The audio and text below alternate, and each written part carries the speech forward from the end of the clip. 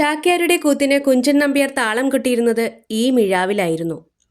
കുഞ്ചൻ നമ്പ്യാരെ അറിയുന്ന, തുള്ളലെന്ന കലാരൂപത്തെ സ്നേഹിക്കുന്നവർക്ക് ജനകീയ കവിയായ നമ്പ്യാരുടെ ഓർമ്മപ്പെടുത്തലായി ഈ മിഴാവ് അമ്പലപ്പുഴ ക്ഷേത്രത്തിൽ ഇന്നും ഭദ്രമായി സൂക്ഷിച്ചിരിക്കുന്നു. ചെമ്പകശ്ശേരിയിലെ രാജാവായിരുന്ന ദേവനാരായണന്റെ ആശ്രിതനായിരുന്നു കുഞ്ചൻ നമ്പ്യാർ. ചെമ്പകശ്ശേരി എന്നാൽ ഇന്നത്തെ അമ്പലപ്പുഴ. ചാക്യാര് കൂത്ത് അവതരിപ്പിക്കുമ്പോൾ മിഴാവ് കൊട്ടുന്നത് നമ്പ്യാരായിരുന്നു.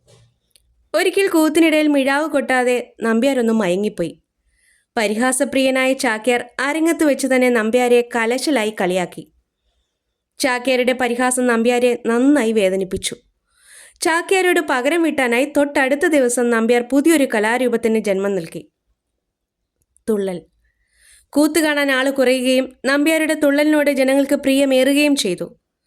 സാധാരണ ജനങ്ങളുടെ ഭാഷയിൽ അവതരിപ്പിച്ച തുള്ളൽ എന്ന കലാരൂപം പെട്ടെന്ന് തന്നെ ജനകീയമായി മാറി. തുള്ളൽ കഥകളുടെ പ്രമേയം പുരാണ കഥകളായിരുന്നു. തനി കേരളീയ ശൈലിയിൽ പുരാണ കഥകൾ തുള്ളൽ കഥകളാക്കി ജനങ്ങളുടെ മുന്നിൽ അവതരിപ്പിച്ചു.